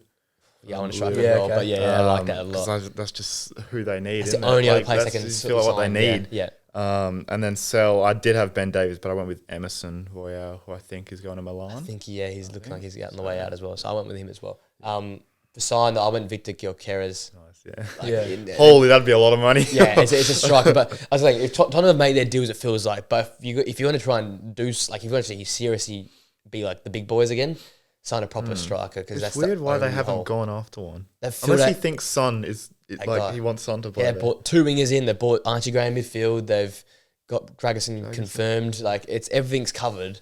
Weird. Maybe a wing back, but you've avoided the one position everyone thought you needed, which is a striker. So like, just put your balls on the table and say, here. Even Ivan Toney would be. Anyone. I just think Gyökeres, again, it's on radio sign again on him. So I feel like get him across 70 odd mil, but 80 odd mil, whatever it is, but I'd get him. Yeah. The Hammers. Yeah, so the Hammers my team. So your second team. The probably 2 positions when we look at their team last year, amazing midfield. Yep. Probably the 2 positions they need is a centre back and an out and out number 9. Yeah. I've gone with the out and out number 9. Yep, and for the price tag, why not be in for Ivan Toney? Why not? Like that? I think West Ham took steps last year. Although the signings were late, and I did some of my predictions knowing they were going to make some signings, but obviously the signings were late. Like there were some quality signings. Brought in Kudus, brought in Edson Alvarez, Alvarez there, and brought in a couple others. They're probably going to need to bring in another centre back because Mavropanos isn't that guy. But also a number 9 because Mikel Antonio is past it now, and that leads to who I'm going to sell. Yeah, and we don't want, but to get the best out of everyone at West Ham, you probably want Paqueta or Kudus swapping between that number 10 and a wing and that left wing position. Yeah. They can interchange as the game goes on. Bowen as that out and out on the right. Yeah, you need and then we can have an out and out striker. And that front 4, I'm telling you right now, no matter who you are, Arsenal, City, United, you're scared to face that front 4. He's dynamic, yeah. Yeah, very dynamic, very dangerous. All have the ability to score an individual goal. Yep. And then obviously they've got a good midfield and they can swap around whoever's playing that 3, whereas Ward-Prowse, Alvarez, Souček, a bit more depth then instead of playing 3 and playing more like Souček as that 10 or Ward-Prowse as that 10. And then obviously as a second signing, any centre back would really do. Yeah, I think there's a few out there though that they could go sign, but anyone better than Mavropanos. If they can go sign a striker and a centre back, I'd say they're gonna take another step at least to maintaining that top 10 position. Well, they signed Toney, they'll be top 4 challenge. So they brought in Kilman. Yeah, they did. They brought in Kilman. At least you got Kilman there alongside Zuma. Zuma again, I'd go Dawson. Bring back the old Wolves days. He's one of those. He looks like he's past it, but he's super. I love him. He's fucking good. I love that guy. So I went the same thing as Tots. I went with striker, not as good, but I went with Duran. Yeah, same. Heavily linked. Yeah, and then my sell was Danny Ings. Yeah, he's one of their highest paid players. That's ridiculous. And get rid of he doesn't play. He was brilliant at Southampton, and for whatever reason, people just hang on to that. I know. When that was lockdown. That was ages ago, yeah. So, that's being gone. I'd just get rid of Ings and bring in an out-and-out striker that deserves a starting place, to be honest. I think, he was good at Villa. Yeah, I got Duran as well because I think he's good, physical. He's a presence. He's already chucked the hammers up, signing IG Live as well, so he's definitely there now, ready. I think I'm gonna be bits because I'm with you. I liked that's the end of the season playing almost as a second striker. He was good in Europe as well for Watkins in the replacement games. Good finisher. They haven't had a finish in ages. Yeah, no. I can't remember the last. They've tried for so long. Yeah, every player's come and gone and been better. Skamaka's been better at Atalanta. Haller's been better at Dortmund. Like everyone who's left has actually done better since they've left. So they just need someone to go there and make it work. And Duran's got a bit of an attitude. I feel like he can take it on the mantle. Because as much as we say West Ham's an okay club, they are, I guess, a big club because the crowds are big. The fan support's quite. Actually, you need someone with a bit of an ego and attitude to stand up to it. I think Duran's got that for me. So I think I'll go with Duran as well. And then Sel Fabianski. They've got Wes Foderingham in there now. You've got Areola. They've got about 4 keepers, so get rid of Fabianski. Yep. Go. And Wolves last. Yes, this is my weird one. I went very weird as well. I'm very weird. Put Tadibo here. Yeah. Obviously heavily linked with Juve and looking like that's the deal, but you never know. Wolves are in need of are in need of a centre back. You don't need a centre bad. So very bad. And if they could bring in, and he's not too heavily overpriced. What I've found out about the Premier League in the last couple of years, those bottom teams are capable now of making those $30 to $40 million signings, which obviously other leagues' bottom teams aren't capable of. You look at the past, whether it was West Ham last year or even some of the promoted teams coming up, even Sheffield United making a 20 million signing for Archer. Like, they are capable of making bigger. There's a lot of money in the Prem. A lot, obviously, from TV rights. As they get, even the teams coming up get 200 million just to come up now. So it isn't completely out of the picture, although I think it's more out of the picture because there's another team that's in for him more so than his price tag. Yeah. And it'll be probably from a Tadibo point of view, probably a step down from where he was. Crazy step. One of those strange steps, And then sell Guedes.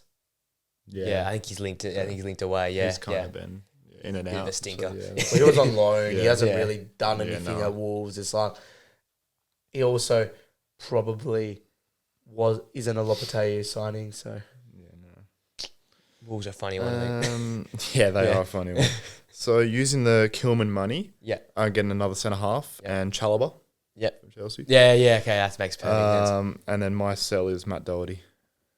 Just a funny guy. That Tomatoes right back, and I think they got that youngster from Liverpool they bought a few years ago. Who's unreal in his first stint there.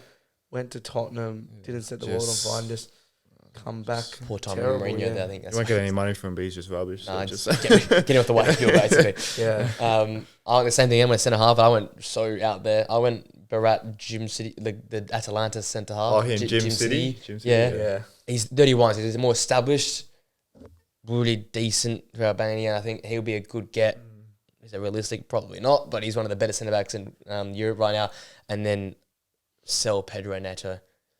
Get the money while you can. He wants out. He will not be at the club, I don't think. It's time to start building up Wang and whoever they want to play up top, it feels like. So centre-back desperately there, though. You lose Kilman, Collins and Dawson the last 3 years. That's your 3 best centre-backs every year. You've lost one or more of them, so they desperately need someone at centre half. So there you go. Every team sign and sell. Got it done. We'll finish off quickly with a few news around the world of transfers. I guess we've up with all 3 of the starters. So Xavi Simons looks to be going back to RB Leipzig on loan. I'm a happy man for that. Leipzig will be happy for that. If somehow I can get Xavi Simons and Dani Olmo back with Openda and Seska, that'd be the greatest. The greatest. I think it's a very, very good move for Xavi because when you look at him, could have gone back to PSG, could go make that move straight away to Bayern, but does he play? It's a bit more of that like Bellingham type deal. Probably wants to wait until he knows for sure. He goes and does that big money club signing where he goes straight into the first team. He's probably at that stage, but it's still, like, for some of the clubs, it's not 100%. So I think he gets forced into a position. If he goes to Bayern, he'll be forced. I think PSG don't want. They want him. PSG don't want it, and I don't think Xavi Simons wants PSG either. There's a mutual we don't want. It's weird, isn't it?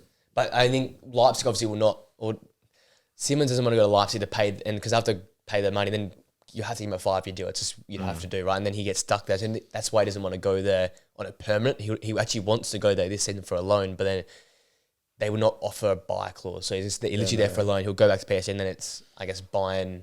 Because I'm assuming Mulder will be out, and then they get him in, and then it is still funny because if he goes to Bayern, him or Musiala get pushed out of position again. And this is this big discussion. Yeah. Is it even worth going to Bayern? Yeah, that's true. Because you're missing out on two of the best talents in the world because they're getting forced.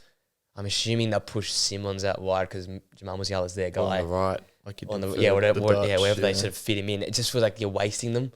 So I don't know if a Premier League club wants to come to Xavi Simons. I know. Who did you say Newcastle? Newcastle. But again, does he want to go? Liverpool, United. The football probably doesn't suit him. I think depending on how Liverpool, I feel like he'll fit Liverpool. Liverpool would be perfect because he played for Arne Slot. Yeah, it's that Dutch league, and he did well. That was where he really took his career to the next step. It feels like the Dutch managers like to play with energy intensity. Like it's from the national team all the way down to the way they play in Eredivisie, and I feel like he's got that. We saw that Bundesliga game. He won the ball back and nearly scored himself. And he did that for his national side against England in a bloody semi-final. Nicked the ball off Declan Rice and all players, and then goes and scores himself. Like his energy, he's not only just on the ball but off the ball. He's got that as well. So I feel like a Ten Hag, Arne Slot, that his managers would love that sort of work rate. I think Ten Hag would definitely be in for him if we didn't have Bruno. I just think it's, again, another one like... Or Mason probably could play, or Mason Mount. And then you go look like we've got Ahmed, who, in my opinion, is a very, very, very similar player. I think, though, if these two clubs buy Simons, they're buying him as number 10. They're not going to buy him as a winger. Oh, definitely. And that's the thing. He won't play 10 at United. Yeah, and Liverpool, maybe fit him in there over Szoboszlai. I like him more than Szoboszlai, but then it's about the jump. Because Szoboszlai's done it in the Premier League now. He's established himself as... He's been in there. He see how because there's a lot of adjustment. I feel like every single to jump to the Prem. But that's a big move. Leipzig, as I said, if they can keep Olmo, probably the best transfer window of any club. They didn't even buy anyone. They just kept everyone. I don't know if they will though. I don't know. It's going to be hard. Because Nico's getting signed first for Barca. I think that's it. Danny Olmo, so 60. Did you see the package that Barca offered? Yeah, it's the best. It was 10 million each for the next 4 years. Then it was 20 million if they win two La Ligas and then by 2029, and then another 20 million. So it would have ended up being 80. Mate, they don't win Champions Leagues as it is. If you're Leipzig, why would you even negotiate with them? Like, just say no. They would have laughed it off, surely. There's no way. They did. They said it was an embarrassment of it. Yeah. Like, that's just embarrassing. It's because Barca can't offer him more than 10 million this year. Literally. I know. They want to sign both, but they might not even be able to afford one. If I'm Barca, you got to sign Necky Williams first, I feel like. Oh, 100%. Him and Lamar, oh my God. Because then you've got the up top sorted. Because the midfield's are fine. You've got Gundogan, you've got Firmine, you've got Pedri and Gavi. If they can stay fit, that's the thing. I say all of them can stay fit. I just feel like, though... They need a new defence. They're not even touching the defence. In Cancelo's they're not bringing him back now, That's a funny where Cancelo end up. I wouldn't be surprised if that's another loan because he's kind of the forgotten Cancelo was the best fullback in the world for 2 years at Man City. And he started the inverted last year as well. He started the whole left back inverted. Right footer there. It was good. It wasn't great. I think it was good for Barca. He started very bad, but he got better as the season went on. Probably their story their season. They got better as the season went on. But I just and they lost Marcus Alonso. He went on a free. Yeah, I don't have a left back. Is Christensen leaving on a free? Was he under contract? Oh, he's still there. I think he's still there, and then they go right. They'll play Bolde or whatever. Nah, they still got. Remember though, they've still got Koundé, Araujo, Christensen, which probably is their centre back, right back. Oh, Kubasi's there as well. I keep forgetting. But this defence was garbage. Left back. What's the young left back? Balde's at left back. And Balde as well. They probably need some depth, but in terms of starters... Balde's the starting left back. Who's your backup left back though? That's the thing. And still, this defence was garbage last year. Like, they conceded 4 and 5 to just trash teams in the league. Shipping goals for fun. Sergio Roberto's gone. He's a free agent. Yeah. I don't think he's gone anywhere yet. No, but Barca have to pay his wages back. That's the problem. I think it's a wage. It's getting that bad. The wages are a problem now at Barca. Yeah. They're cooked. It's all right. De Jong can play centre back. Jesus. If De Jong plays centre back, that's got Jordan Henderson at centre back vibes. No, he's played there before. That's Casemiro centre back vibes. De Jong played centre back for a period for Barca. He's tiny though. Yeah, but that's this isn't Ronald Koeman Barca. That was a fever dream. This is Flick. This is going to be fucking. He says something about the academy workings. Everyone's like, he's going to just abuse his kids. Yeah. Have you seen all the things like, he's finished at the Euros and now he's got the weights out. It's like with the weights. It's like Goretzka before, Goretzka after. And then there was a picture of Goretzka now. It's like, where is Hansi Flick? You see the picture of Goretzka? He's not gone back. He's thinned out. He's thinned out. Like, after the Goretzka looked like he went and did like a Mr. Olympia. Mate, Lamine and bloody Nico were looking like... Even Lewa was looking massive. And now, like... Did you hear that thing, though? Throughout the whole Barca, like, period, I think it was, like, the whole Messi period, Messi reckons the whole Barca team didn't touch a weight. And then when he went to PSG, like, they're all on weight, like, they're all touching weight. Different eras, though. Yeah, but... Like that Barca team... No, Barca, like, that Messi, like, maybe Neymar and maybe... Yeah, not even... They all came from, like, the 2000s era. Like, you're talking about Xavi, Iniesta, Busquets, Jordi Alba, Dani Alves, Piqué. Like, they're all from the 2000s. Yeah, but, like, obviously they did, like, plyometrics and stuff, but they didn't do any weights, like, upper body weights. I don't think they give a shit. They're that good. They don't need to do weights, do they? Yeah, to be fair. Yeah, like, realistically. I don't think it was anything to do with the era, though. It was just, like... No, but that's the... like, I think it was more like club and play style. I don't think in the 2000s they were doing plyometrics. I don't think the word even existed in the 2000s. Like, what does that mean? No, but it's not about plyometrics. I'm saying, like, upper body weights, though. Yeah, but as I'm saying, they wouldn't know any of these gyms, and they wouldn't want to change it. If you're that good, if you're that good, why add anything different? If it ain't broke, don't fix it. They're still bossing teams in La Liga. They're still cooking Real and all that stuff. Yeah. Surely they would have done some. It's like a Dharma Traore saying, I don't do weights. Like, yeah, of course you do weights. Yeah, but I know what you mean. It's not like... Because I think every day they do weights now. There's like a... Yeah, Hansi Flick is obsessed with weights. That's every club. Every club does weights. Yeah. They do more weights than they do double sessions where they do weights first and then they go out and train. From the sounds of these podcasts these players do, they do like weights every single day. They come into the... I think it's more of a person-to-person thing, though. Whereas Hansi Flick is like... Oh, I know Hansi Flick's he's the German. He's just chaotic. He's chaotic. Yeah. But, yeah, like... I think it's more person to person. Like Ronnie would have been doing weights at United. Ronnie's a psycho, though, and like Ferdinand as well. They were saying a few of the boys are in the weights, but I don't think it was like you've got to go do weights at United. Yeah, I can't imagine Waz doing weights. He just eat his pie and completely off topic. Have you heard the Roy Keane right story? Which one? So they were doing a lot of the argument. No, they were doing like they were commentating one day, and they were somewhere like outside where they were staying in a hotel. Yeah. And he goes, I'll meet you down for lunch at 12:15. Yeah, okay. 12:17, Righty goes down. Yeah. And Roy Keane is not there. Oh and he goes, what he goes, and he's ringing him. He goes, where are you? He goes, I said 12:15. I left at 12:15. I've heard that, yeah. And then Righty goes, what are you going on about? I was only 2 minutes late. And he goes, do you think this is why our United team won 13 Premier Leagues? I've heard that story. I can imagine Ferguson doing that though. Ferguson 100% doing I reckon, like, genuinely looking back at that United team, just hearing the stories, like, obviously they had an amazing team, but the fact they won during times, like even the 13 season and some of the other seasons when the players weren't that good, like, we won games with, like, I think we had that back seven against Arsenal. You played 9 defenders. Yeah, 9 defenders against Arsenal. Like Raphael playing right wing. Yeah. Like, one of the great right wingers in the world.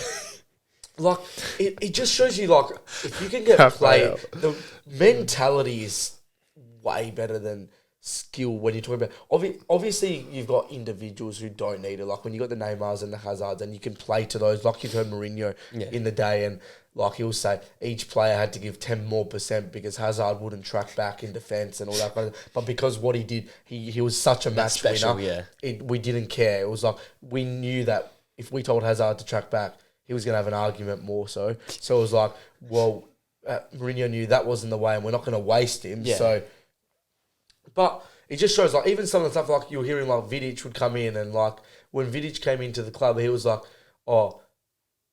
first 3 sessions after I finished training, everyone disappeared. I was like, why is everyone going home so early? So he decided on the 4th session, he was saying, like, he was going to follow the players in to where they were going. No one was home. Ronaldo was shooting.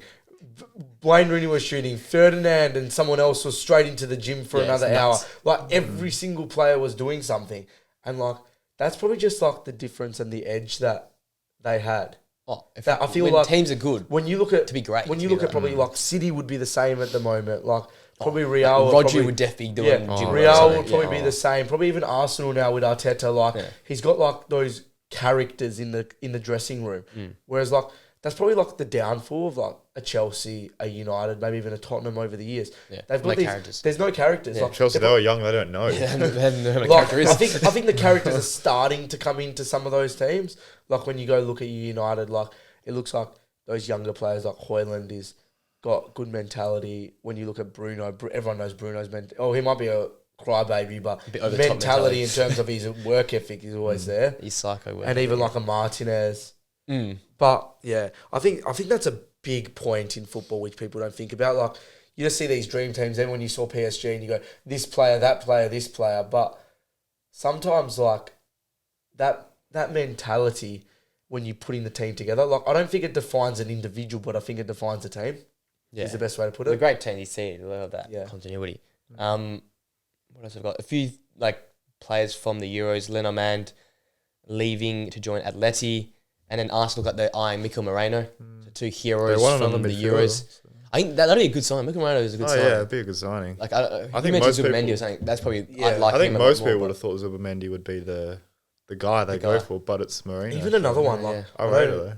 Fabian Ruiz. He had an amazing, and he shows like when you can put him around other great midfielders, like he's PSG. He's locked. I think he's locked in at PSG now. Yeah, I think now for sure. After that, he's definitely. Well, yeah, I think after I just don't know. PSG's just such a. I said it last week. It's almost a side. It's the weirdest sidestep you can do. As I said, Osimhen, it's a weird sidestep because you sort of get forgotten about. Well, you go to a big like Osimhen going to PSG. You go to a bigger club probably. But Napoli is a bigger. I feel like Napoli it's probably a bigger brand, a bigger club, but in the same brand, way. I think the brand was big with PSG, but because Mbappe leaving, and Neymar and Messi, the league doesn't exist. Like no one cares about the league. To be fair, the situation, the McDonald's league. Yeah, I think so. Yeah, it's called the McDonald's league. To be fair, the situation in Napoli at the moment's not. Yeah, I know they got one hell of a manager coming, but they're bringing in guys like I think Gilmore's going. And Lukaku, like it's not. It's not Napoli. It's not Napoli too. Yeah. Exactly. No, but and then are they going to keep Cavachia? Like, I think they have to. They can't get rid of both because then you have no talent. Yeah, I don't know. Zero skill. But you're not wrong. PSG's that weird sidestep at the moment because like you're going to go win the league. And then it sounds like the swap will be Lukaku for Osimhen plus obviously the heaps of add-ons. But no. That sounds like a good deal for everyone. I feel like everyone wins that. Well, not Napoli, but I get that. But yeah, I don't know what goes through. Obviously, PSG, I think for most players is like a more accepted version of going to Saudi. But for PSG, I'm doing a Ramos. I'm doing my career, then I'm going to PSG. And then if I win something extra, I look amazing. No, definitely. But do you get where I'm coming at? Like, you're still in Europe. You're still in the Champions League. You still win a Champions League. You're pretty calm going in. Like, I think Ligue 1's and you get that money. Ligue 1's, like, we joked about Ligue 1, but it's even worse now. Like, there's no... I don't know if I agree Monaco, with that. the talent of Monaco is not the same. PSG's just worse. Rubbish. I don't know if the other teams are worse. But I think Marseille have taken a backward step. Bordeaux went bankrupt. Yeah. Lille, they lost. Lille use all their big players. But they've been Monaco not the same. For all these teams that you're mentioning. But they always lose their big players, and they've always got young players coming through. Brest from like the bottom of the table the season before went and came third or second in the league. And there's always been a big character in Ligue 1. There was Zlatan, there was Cavani, there was Mbappe, Messi, Neymar. They had Lacazette and other guys. Now they got no one. There's always a second team. Yeah, but there's no second team. That's very, very hard to say when you can just... I can just give you a counter argument for that and say, obviously it's not the same, but say, what about the Bundesliga? What's it called? Finished third. Yeah, okay. I get and that. They did the exact same thing as Brest. Yeah, and I get that. And as we talked about all 5 or 4 teams, we did that last season. But Ligue 1's always been like Lyon, Marseille, Paris Saint-Germain, only recently Paris Saint-Germain and Monaco. But they've 2 or 3 of them always in the top group. Monaco got there really late for a great run. Marseille's not the team. Their fans are pissed at them. Lyon is not great. Bordeaux's going bankrupt. Like, it's at its probably the lowest point. And maybe that's me just being reactionary, but it feels like it's at its lowest point. There's no eyes in the league. There's no TV sponsorship runner. No one owns the rights to the league. No one cares about the league. Like, the French national team, all the players basically play abroad. Like, no one plays in the league for their team. Look at PSG. It's all foreigners. Like it's all Spanish and Portuguese midfield. You've got a Portuguese striker. You've got only one. You got Barcola, Colomboani, and then I thought a centre back is French, maybe. But outside of that, I don't know. Kimpembe's still there. Kimpembe, French. But outside of that, I mean, the face of the league is a 20-year-old, 19-year-old in Emery. Emery, yeah. Like that's shocking. There we go, yeah. He's incredible, but in no league should that be your face. If it's supposed to, I mean, if Osman goes, he's probably the face of the league. I think he walks in and takes that mantle. And I think PSG obviously are becoming their worst enemy because they're buying every player. There's no one going to the other clubs, or they're taking off all the small clubs. So there's no competition. It's not really the other team's fault. They just can't keep the players, and that's understandable. That's just the way the football works. But when everyone's either at one team or nowhere else, it's just like we're waiting for like an Mbappe at Monaco or that little 2018 period at Monaco where they had these players there. That squad there was like really exciting. That squad was incredial, that Monaco team. Like you had Fabinho there. Like they end up all just leaving. That's understandable. But for a period of time, you at least had competitors to PSG. Yeah. Just feel like they're in a bit of a dark spot. But yeah, that's the weight Osman there. United have green lights for De Ligt and Mazraoui. They both agree personal terms, but it's just about the waiting game now. So it looks like with United that Mazraoui, whatever you say it, is going to come in. Wan-Bissaka's going to be out, but it doesn't look like we're in for a left back. It looks like we're giving faith in 17-year-old Amas. Well, you got Dallo can play both sides. Yeah. He's a gun. He's a gun, absolute gun, but he's 17 years old. Yeah. I'm not sure, because let's say for argument's sakes, we know how injury-prone Luke Shaw is. Malacia ain't even in the picture. No. So let's say Luke Shaw's out for 6 months. That guy, man. A 17-year-old Harry Amas, the man. All I'll counter is our best players across the last 2 seasons have been youngsters. Have all been 18. So he looks like another one. United's youngsters are really coming through. Well, it's the history of the club. He's another one that looks like... Well, Luke Shaw just raved. Big, Ten Hag's big on Collier as well. Yep, midfielder. Yeah, midfielder. He's a bit older. He's 20. 21, I think. No, for 20. He's 20. But Ten Hag's huge on him.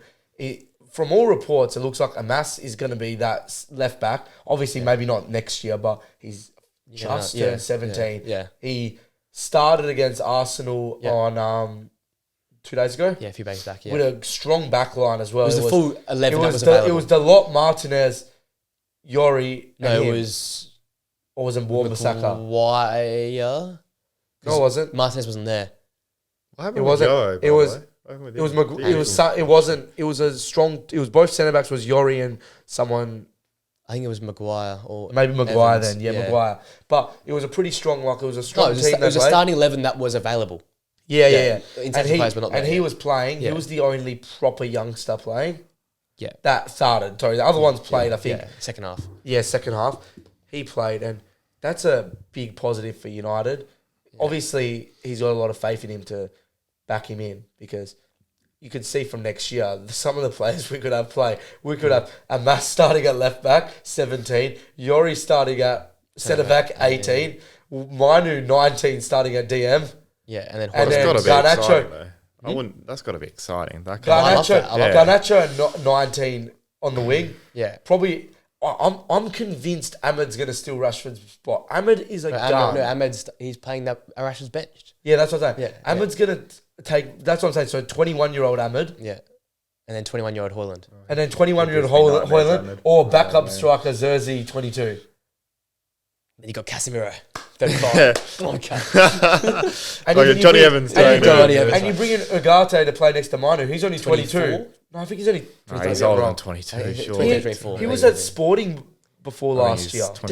Have you got kids coming through? Is it? We had one guy. We had Trey Nyoni play against Betis. He was incredible. Good, yeah. He would he looked ready made. In between both of us, he's 23. Yeah. So we got a couple coming through, but we more got that 20 to 23 range at the minute with Conor Bradley. Yeah, a few. Quanza's still young. Obviously you got Szoboszlai and Gravenberch aren't old. McAllister's not old, so it's that mid bracket where it's not 17 to 20. It's 21 to 24. The Dutch just love a young player, eh? Yeah. They know how to. They're just the fountains of just creating talent. It's so exciting though, because if you look at our squad, basically apart from Bruno, if we can bring Ugarte in, everyone's under 25. Every single player. Is this shit under 25? This was 25. 26. My age is I thought he was younger. And Onana.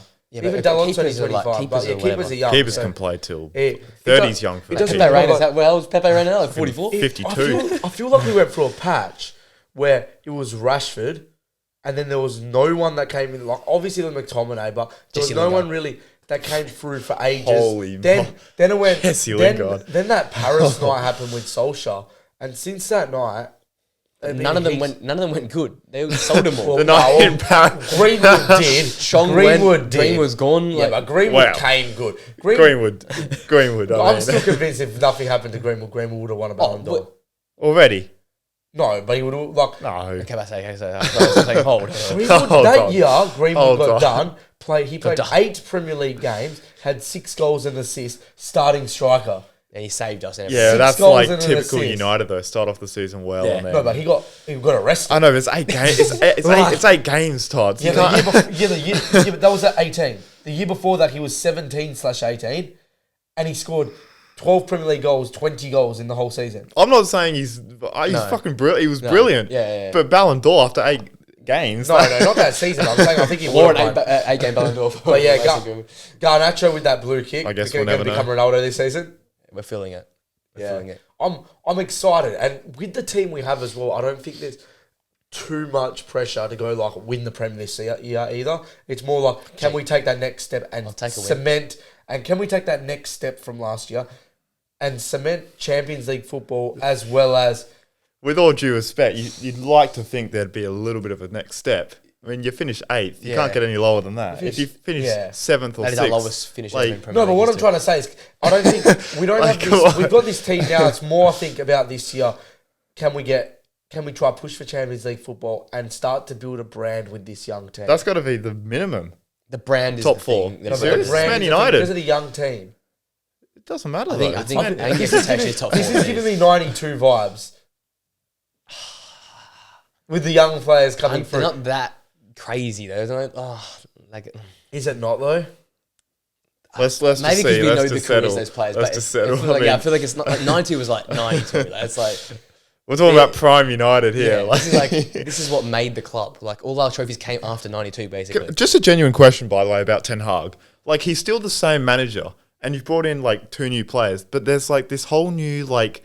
He's going to change his philosophy. No, like, it's not. Like, see, what's... I'll everyone wanted answer him that. out 2 months ago. Now He everyone's knows what saying... I never wanted him out. He knows what I'm going to say. I didn't want him out. I didn't want him And out. I'll tell you what the difference is. No, he's not going to change his philosophy.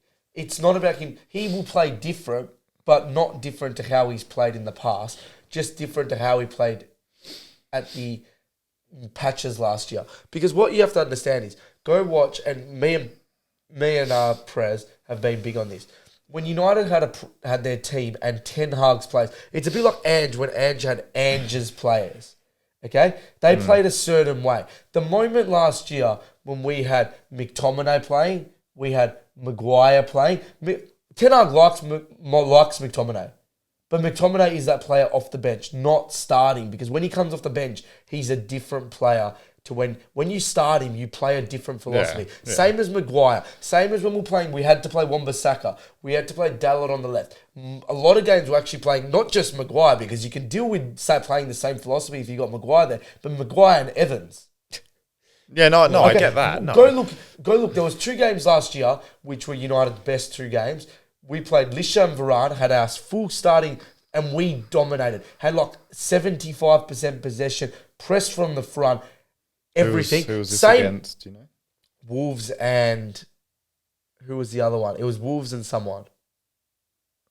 Was this the Kobe Mainoo Wolves game? We won it. We That's the thing. Everyone laughs at it because we only won it late. But we had like 80% actually- possession. Like we should have we called- just... No, yeah. I know you played well that game. We should have but- 4-0'd them at the start. Yeah, we should have fought before it. But there was another game. And then you go back to the first season Ten Hag was there. Ten Hag, when he had his players again, played good football. What you don't understand is Ten Hag still has, like Mourinho said, the players from the past that aren't his players. Like Mourinho said when he had Pep, he goes, Pep came in and he had the players from the past. He had Fernandinho and he had Aguero, who were players that could still play under Pep.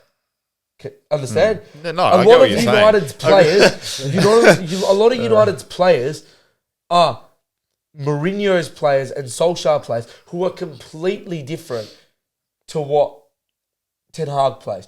Ten Hag plays this progressive, like pressing football. How do you press and play a high line with Maguire and Evans? You explain that to me.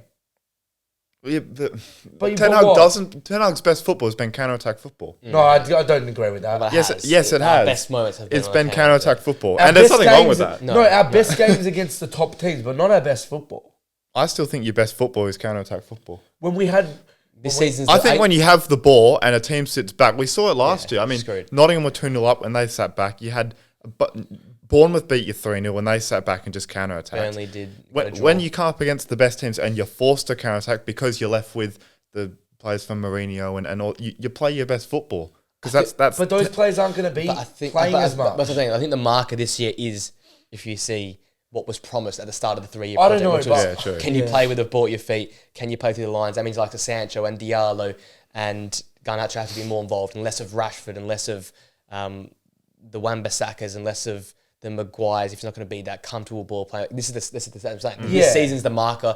Yes, you have. I think Champions League, you have to go to your Man United, but as fans and I guess as an external, for it to be neutral, you have to see what was promised, which was what you're saying. Yeah. Playing good with the ball at your feet. We've seen it in glimpses when we've had that but glimpses ain't good enough. You need to put together 38 games. No, correct. But you even see it coming into this season. There's a lot more of those type of... Ten Hag is clearing the squad a bit more, getting more his players in.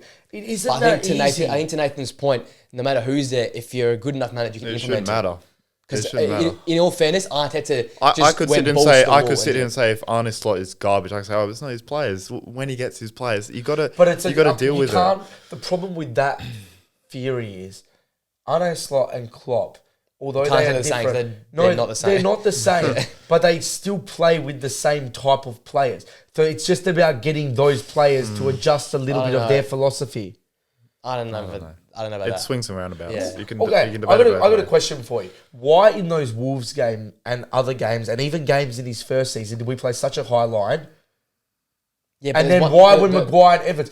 I don't know. But even me as a manager, high line is one thing. No, but it's what Nathan's saying is your ability to piece apart a team makes a difference. So the likes of Sancho's and Diallo's who have not been used, which I think is your point. That's my point. Why?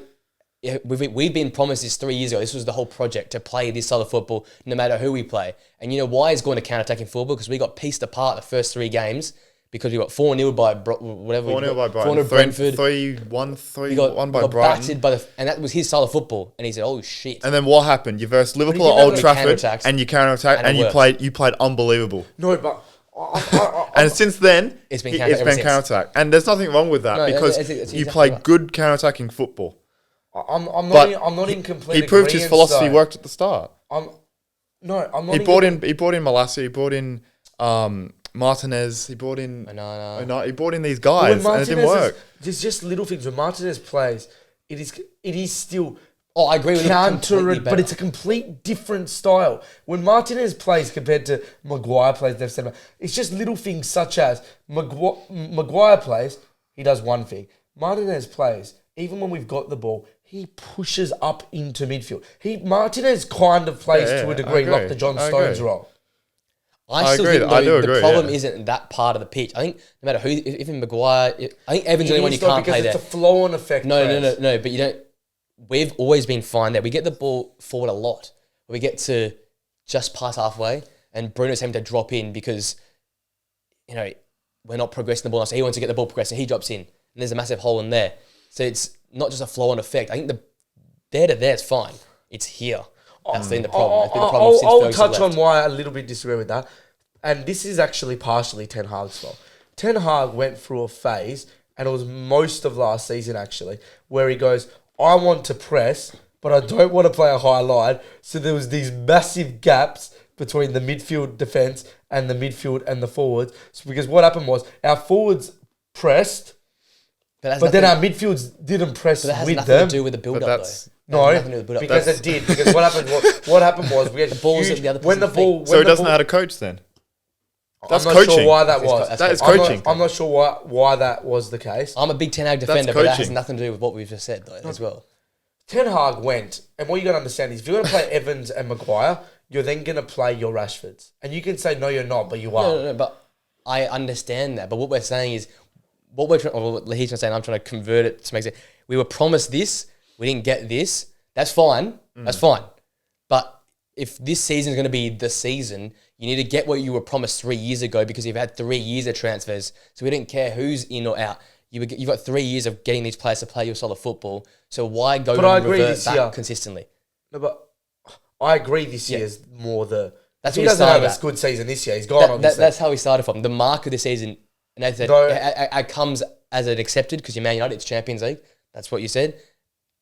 But you also have to see improvement. I was on a different point though. Nathan's point was, how are you guys going to change anything this year when you haven't done anything for the past 2 years? And that's valid. Was my point. And that's valid. No, it's a valid point. You spent the most money in the last 10 years of the Premier League. Money hasn't changed anything for Man United. Yeah, but I think United's gone through, and that's probably why we kept Ten Hag, the Arsenal bit of phase. Because money can do a lot, but you can keep doing 200 million and you bring in a complete different coach with a different philosophy, and it's only your 200 million. Yes, there might be some signings, but it's a big thing.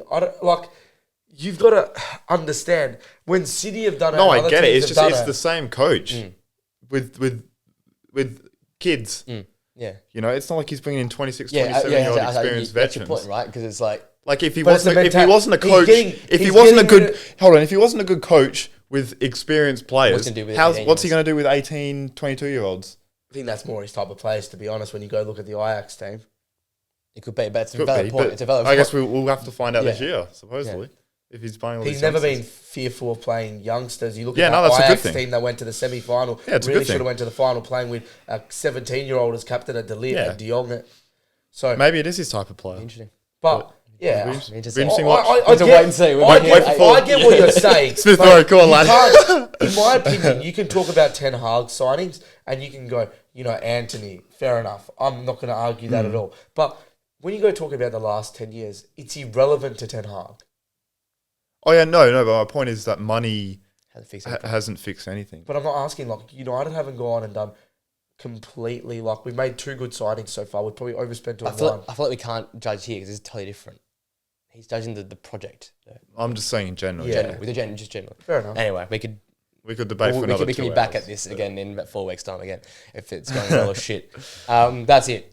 I just didn't make sure Liverpool would not do shit. We can say Liverpool for when you and me next week. Next week will be Monday, potentially. Yep. Definitely by Tuesday. The podcast will be out for the Prem video. We start our prediction stuff next week. Me and Nathan will be back on Thursday mornings like normal.